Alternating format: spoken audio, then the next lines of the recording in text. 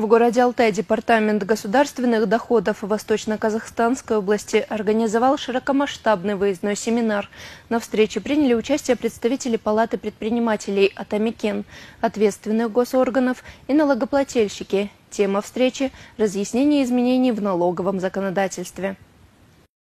Представители Департамента государственных доходов по Восточно-Казахстанской области открыли серию выездных семинаров в районе Алтай. В рамках концепции, озвученной главой государства в одном из своих посланий. Оно касается обеспечения доходной части бюджета, усиления контроля за незаконной предпринимательской деятельностью, сокращения объема теневой экономики, пресечения незаконной деятельности и оборота товаров. Цель этих семинаров – это повышение налоговой грамотности населения и во избежание допущения нарушения налогового законодательства.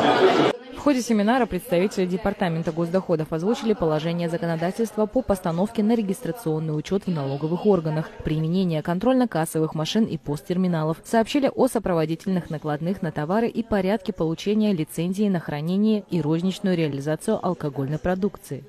В городе Алтай имеется 3552 субъекта бизнеса, юридические лица 691 и индивидуальные предприниматели 3246. На семинаре у предпринимателей также была возможность задать свои вопросы и